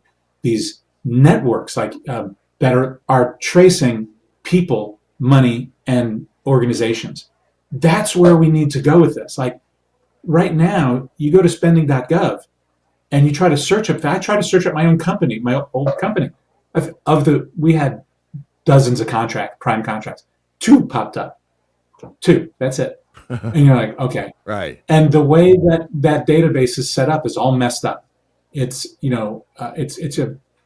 it's not conducive to getting data out of easily. So a big thing that I think we're going to be seeing, we must get to a place of transparency with all this stuff. And I think part of that has got to be new ways of collecting and processing all that data that's in these databases to reveal just how much fraud, waste, and abuse there is. And we just have a couple more minutes, and thank you for being generous with your time this morning. I know that self-actualizing physicists don't have a lot of spare time, so I do appreciate it. So you mentioned soft power earlier. That's a fascinating concept. I was reading about it, and I don't know why I don't think it's one of those things that we really think about. It's just it's a term that is applied to what we do as a nation with our intelligence efforts around the world. Am I right? Go ahead and kind of nutshell that for me. Well, I mean, you obviously there's hard power, right, using military force to achieve a goal, and there's soft power using more subtle means. Think of Voice of America. For many, many years, Voice of America was a soft power projection of American ideals and thoughts and news of the world into the Soviet Union and behind the Iron Curtain and other places. And that stuff, I mean, it was generally blocked, but some people could get it, and they talk, and ideas spread. I mean, ideas are the hardest thing to corral. They spread like wildfire. You can't necessarily shut them down. So what you can do is pervert them or transform them or change them or, alter them, and I think soft power projection really is ways to achieve certain goals without, over a longer period of time, without, actually bringing about, a physical overthrow of a government, say, or get people to change their minds about things in a certain country, to help American businesses or American interests abroad. And that last word that you used, abroad, which is traditionally what our intelligence has done, but then in the past, 12, 13 years since the Smith-Mundt Act reversal and all that, or defanging, however you want to term that, they've been doing that in this country, and getting certain groups of people to think differently about things, which is probably why we're at such a divide now. Is that a fair statement? I think that's fair. I think it really goes back to the 2016 election. I think when everybody was surprised, including the intelligence community and others, the deep state, if you will, that Trump got elected. And you heard the chairman of Google at the time say, well, we can never have this happen again. And you ended up with a concerted effort across government and industry to, excuse me, use the tools of soft power projection internal to the U.S. to change thinking in a variety of ways. And Mike Benz is a wonderful series of posts. I mean, that guy, like, sometimes I listen to him and I have to turn it off because I'm like, this is so bad and it's so irredeemably lost that maybe we just have to learn to be at peace with it and always be cautious and vigilant. I have to turn him off on occasion just to let the information that's in the funnel into my brain lower down, and then I turn him back on because it just comes at you like a fire hose. It's amazing. Again, this has been fascinating, and I want to do this on a regular basis because it really is. It's not only therapeutic and cathartic, but it's fascinating to get your insight into all of this, having seen the belly of the beast, as it were. So, thanks again for being. You bet. I appreciate you giving me the opportunity to come on. Actually, it's fun. Like we were talking about via text, it's fun to talk about this stuff, and it is. If I can lend any insights into any of this stuff, I'm happy to do so. So when I saw The Truth Is Out There, I figured that was about UFOs. I thought, we're going to talk about UFOs today or UAPs. Well, no, we'll do that. We'll do that next time we talk. Does that work for you? Right, sounds good. I look forward to it. All right, my friend, right. Robert LaBella, a self-actualizing physicist and always a friend of the program. We'll talk again soon. Amazing. Truly always amazing. Yeah. All right, another hole, and back with more of the Daily Mojo next. If you're offended, you're listening wrong. The Daily Mojo. E1 Guru's in the Rumble chat room says, I deal with data all the time. Companies are always surprised when I pull out the data and show them what it says. And that was a great point that Robert brought up, that this data may have been, as Mark Cuban said, may have been available, but you don't know what to do with it. It's information. If you don't have an outlet, if you don't have a process for how to do something with that information, it's just a lot of, in computers' cases, zeros and ones. Yeah. That you really have, nothing. Knowledge is power, but you have to be able to form that knowledge into the weapon that it can be.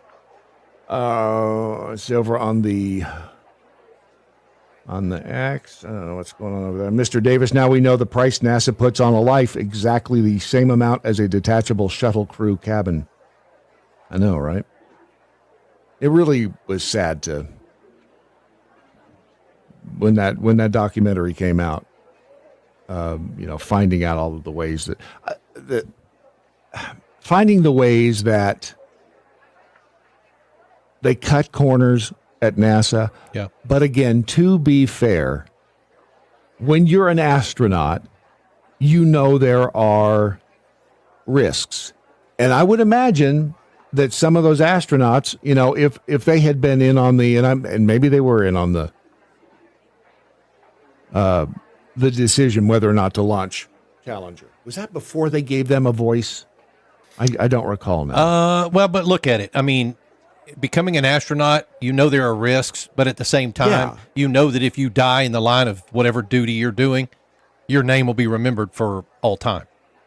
And that's a legacy. You were doing what you love. Yep, that's a legacy. It really is. All the way down. I mean, our kids and their kids may not know Krista McAuliffe, but they will read her name in history books, right? Oh, no doubt about that. Yeah. No doubt. Gus Grissom, same. I mean, all the astronauts who have passed away. But would that surprise you if, in fact, they did off Grissom? No, I mean, yes, I think it would surprise me. It would? Yeah. Just like it would surprise me if we really found out that the moon landing was faked. That would surprise me. I don't think it would surprise me. I would look back at all the indications that we had. Yeah. We should have seen it here. We did see it here, and it just Fake Zoe responding to Patrick G over in the Daily MoJo chat room. And Patrick G said, "I think Bondi was setting up a situation to allow them to go to the New York FBI office and flip it upside down." Fake says, "I hope, but it probably should have been done with less pomp and circumstance if that were the case. I'm still on Team Bondi. She just didn't know the resistance she would meet." Well, they pushed that guy out yesterday or over the weekend. The guy that was running the SDNY, Denny or something, something like that. They forced him to retire, and I'm like, really? He could have been arrested and jailed, but you forced him to retire. And that's the problem. He's the one that told them to dig in after Trump was reelected. I don't know what that meant, obviously, but dig in and fight back, be ungovernable. Yeah. James Dennehy, who had vowed to dig in, says he was told to leave or be fired, but was not given a reason. This is the headline at The Guardian. I think we know the reason. Hang on a second, it's not there. That's Data Republican. Yeah. Yes. Website's actually pretty good, by the way. I just was looking at it. Yeah, I follow her on I didn't until this morning. But See? Yeah. You should listen to a show called The Daily MoJo. Top FBI official in New York forced out after resisting Trump purge of agents.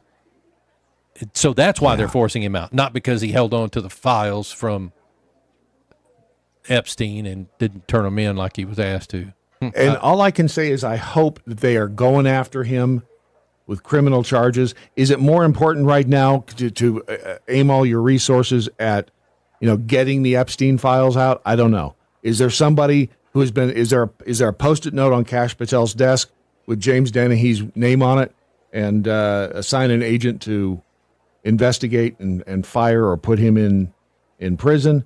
I would hope so. I would hope so. But that's just me. Yeah. All right, another quick hole. How many times during the course of the day does Ron say that? And back with Dan Andros next on the Daily Mojo. You're listening to the lunatic fringe of American radio, the Daily Mojo.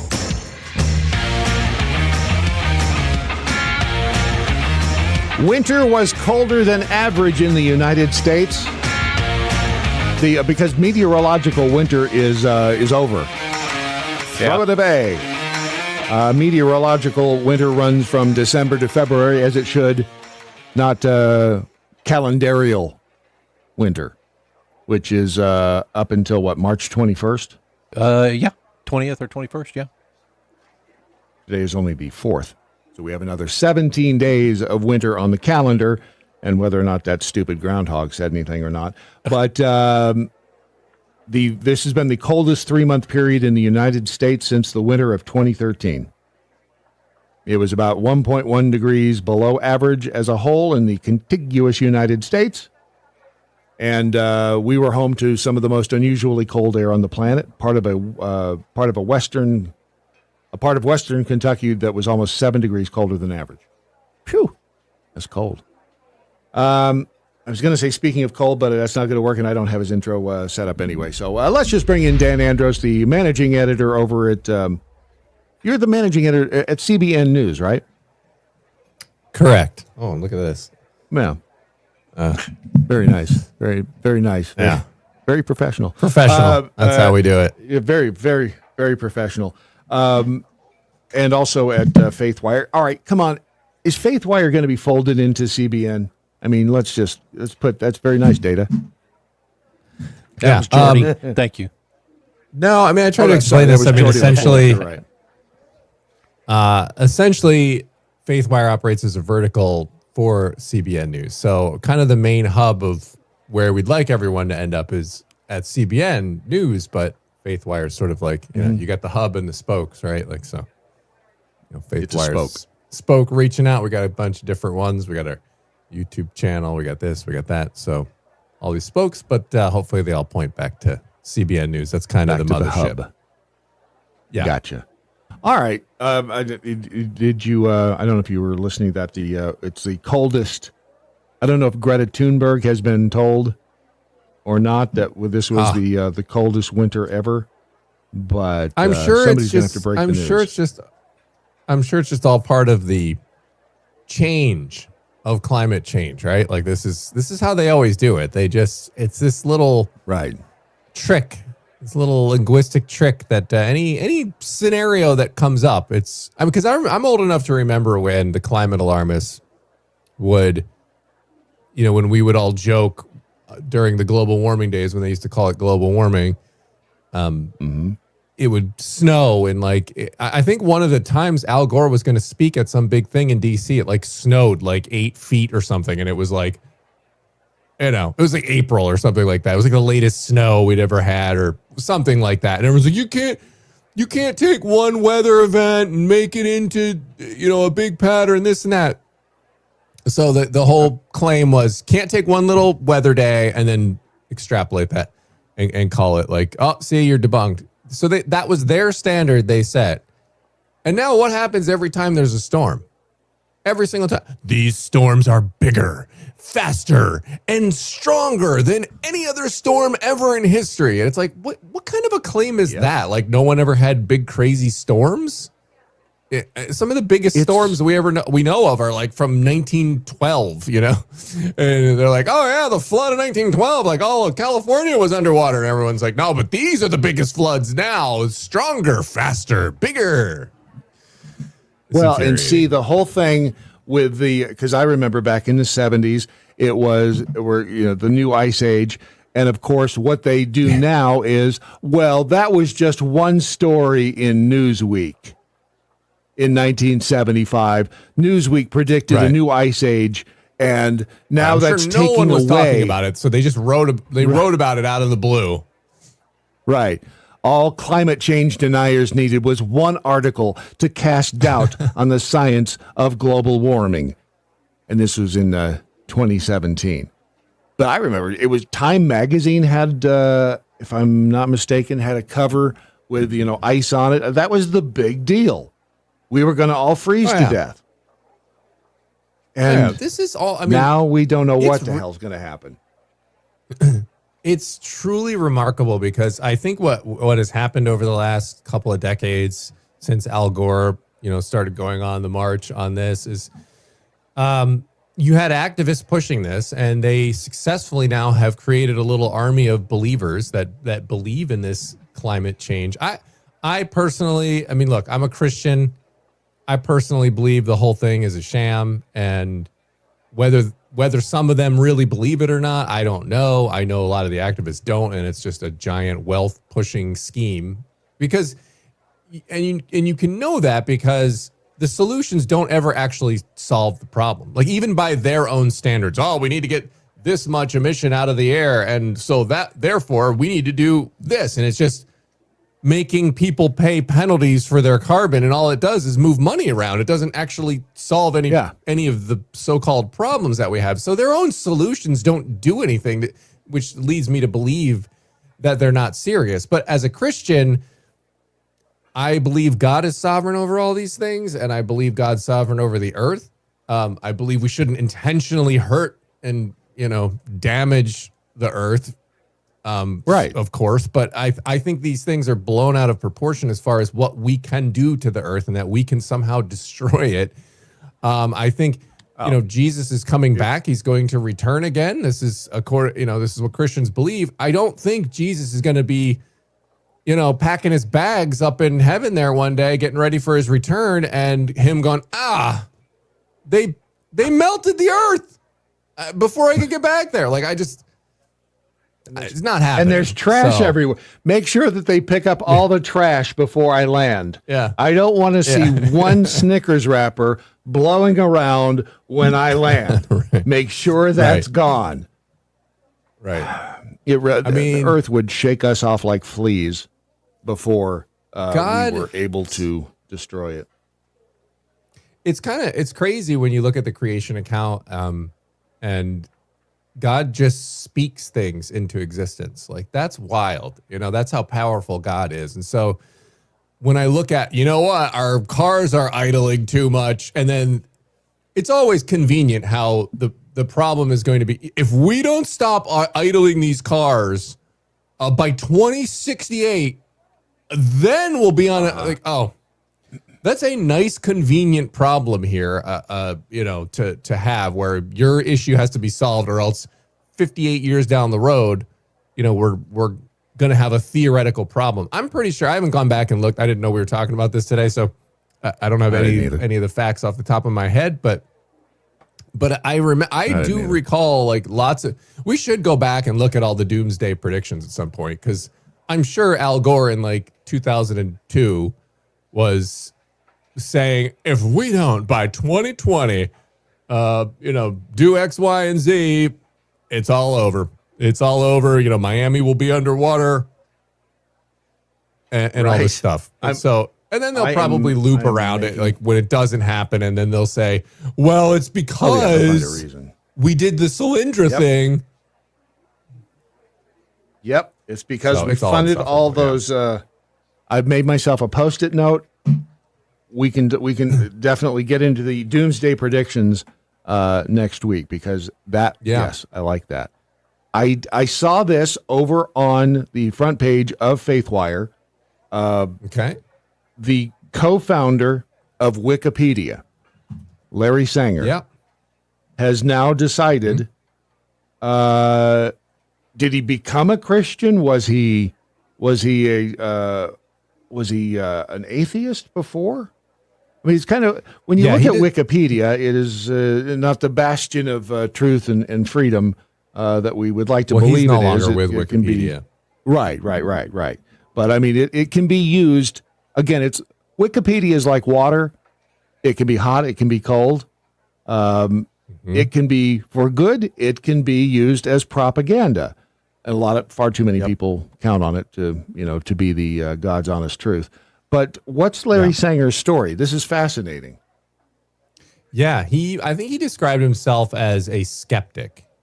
So this guy's really thoughtful. I mean, I think I put the link to it in. We talked about him on, I believe, I'm not sure which podcast it was. I think it might have been not today's, but yesterday's. But I put the link to Billy's full interview with him. If you're interested in this, I definitely would go watch that, because, I mean, this guy's like really, he calls himself, one of the titles he puts in him is a philosopher. So I don't know what qualifies you as that, but when I listen to him, I definitely believe it, because he obviously has thought these issues out. He talked about all these people that he was reading, and he kind of really went searching for this stuff. So, so he really kind of just ran it to ground and ran down some of these issues and went through a lot of the, the harder questions that people have about faith and believing.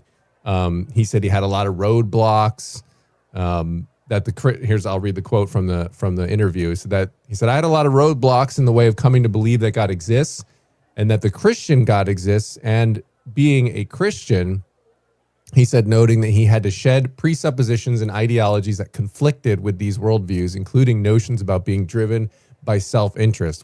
He said, when I had children and when I got married, I'd reflected that, well, I would die for these people, so of course I put their interests ahead of mine. And so that challenged any sort of ideology about putting self first. And then he began to become very disillusioned by fellow unbelievers, especially the mocking skeptics. He said, they were so obnoxious it made me reflect about myself and think maybe actually I've been influenced in a way that I didn't realize. So these are sorts of thoughts he had. And so it's really interesting to read through them all. He started to read the Bible. And he put together evidence, he said. And he said much of it began in 2020, just before the Rona. Yep. It was a process.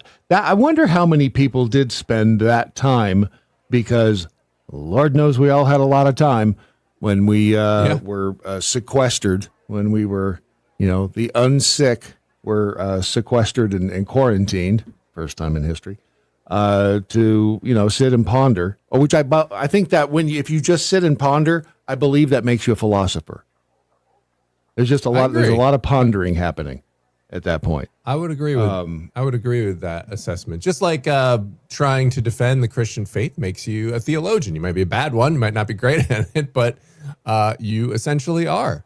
And I think your point about we're kind of diving in after COVID, Brad. I think in the last, particularly with the transgender stuff being shoved down our throats, you have to say this is a man, say hi to the lovely lady. Yeah, say hi to me. Right. Check out my Adam's apple. Like, people are kind of like, ma'am, and so stuff like that, right? Men can get pregnant, like very basic truths or falsehoods that are being, made as truths. I really believe that has pushed a lot of people to question actual truth. And so and of course, so if you start going on that quest, you're at some point going to come across the Bible, which is making ultimate truth claims about our existence, about our purpose, about our identity, and so about, the created world and order around us. So all of those claims are there. You can't investigate those thoughts without going to the Bible. So I think a lot of people probably got pushed because of some of that. I mean, he mentions the skeptics, the one I just read, like how obnoxious they were and the things they're starting to say. Like, I think that's probably happening more than we know. Yeah, I would tend to agree. He said he was forced to ponder whether he'd been impacted by the secular culture in which he was enmeshed, a dynamic that made non-belief more palatable. Well, and right there, it depends on who you hang around with. It really does.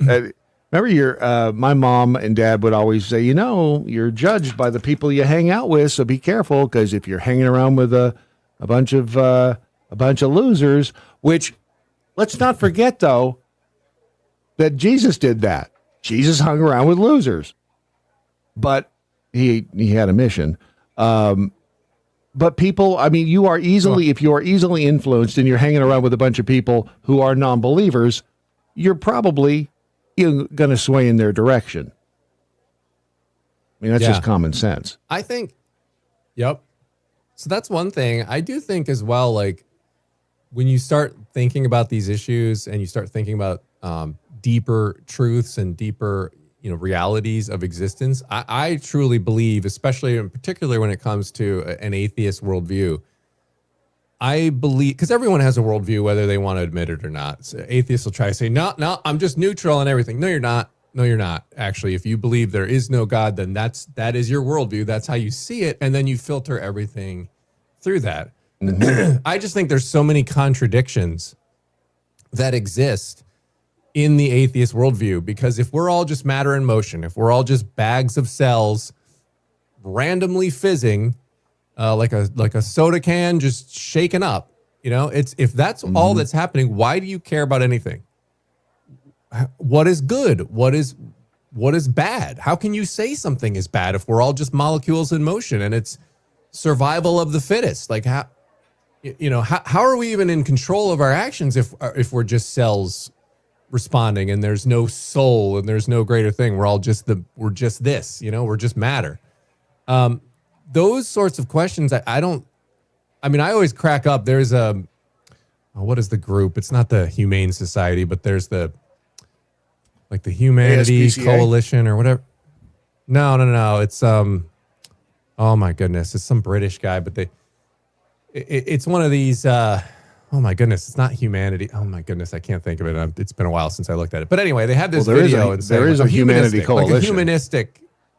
No, like the humanistic kind of worldview, right? Like, and they try to explain morality, and it's so funny.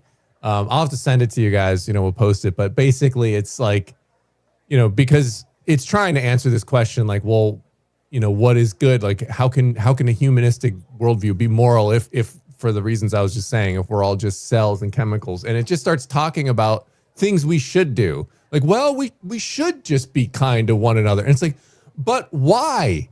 But why? If I'm just molecules, if I'm just cells, why should we be kind to one another? What is wrong if I say, you know what? I want your stuff and I'm going to get it because I can, right, and I can get away with it and I can do it. Who are you to tell me that's bad? You have to appeal to an outside authority on that. And you can say like government, like they've created laws and, well, you'll get in trouble. Well, what if I don't care about getting in trouble and I want to risk it? Like, am I wrong or am I just risking trouble?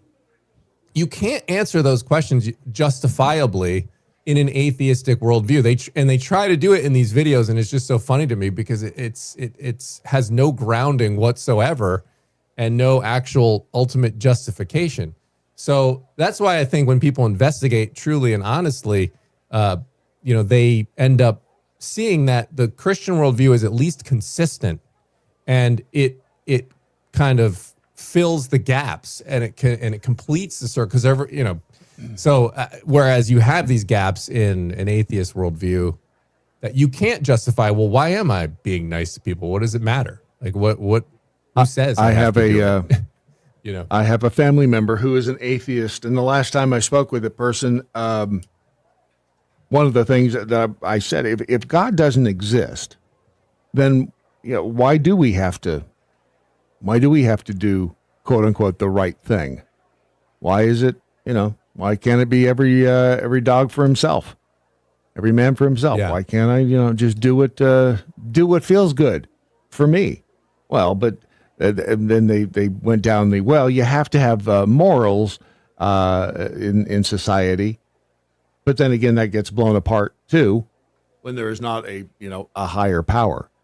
Whatever you make that higher power to be, it's always a fascinating discussion when you go down that road. Right, and if you make it, and if you say if the higher power is something else, like, well, what is if it's government or something like that? Well, why do I have to? That's not really an ultimate reason why I have to obey something, because governments have shown obviously that they can have wrong values. They can like. Right. Let's go to the Nazi example. They can just decide all the Jews need to die. Like that's right. the trap that I don't understand how people don't see. Like if society is saying something that doesn't make it right, like they'll just say, well, society at large has decided. Well, what when society decides that we need to enslave all the black people? Like, do you just go, Right. Well, society decided it, so it's right. Like, that's such an obvious flaw in that line of thinking. But anyway, I found the video. It's What Makes Something Right or Wrong, narrated by Stephen Fry, and it's Humanists UK. So if you want to check that one out, it's yeah, send that to me. You'll recognize them. You'll recognize them. Yeah, I'll send it to you. We can post it after, but like, it would be funny to like respond to it at one point because, you know, they make all these claims that just have no basis to them. There's no solid footing for them. It's all that sort of thought, but they just go with it, you know? So, yeah. Anyway. We are almost out of time. What is happening on the Quick Start podcast today? Who knows, man? Okay, here we go. Israel cuts off.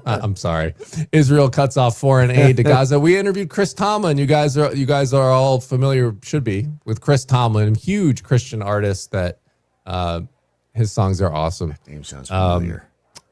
So yeah, just Google Chris Tomlin. And you'll know some of his songs. It was yesterday's Quick Start in which you featured the interview with the Wikipedia co-founder. So with the Wikipedia that's out guy. there Yep. as well. Yep. Yeah. So all right, sir. and then the latest on the YouTube channel. You're still doing the weekly or the daily feature on there, right? Yep, we're there. We're calling it Navigating Trump 2.0 now, by the way. We've sort of rebranded that since we're not, it was kind of like a campaign thing, but now obviously campaign's over now. We're into the presidency. So it's Navigating Trump 2.0. Excellent. You know, there's a lot to go through every week. So we're doing that too. Yep. A lot of stuff going on the YouTube channel. Check it out. All right, pal. Be well out there. Get them before they get you. We'll talk again next week. And I'll have that. I made the note. We'll have the information. Doomsday predictions for next week. Before we do wrap things up, because I think this is pretty important. Yes, science, bitch. In science news, the world's first biocomputer with a human brain has been launched. What? An Australian company, Cortical Labs. This comes to us from Anomaly. Dun, dun, da, da, da.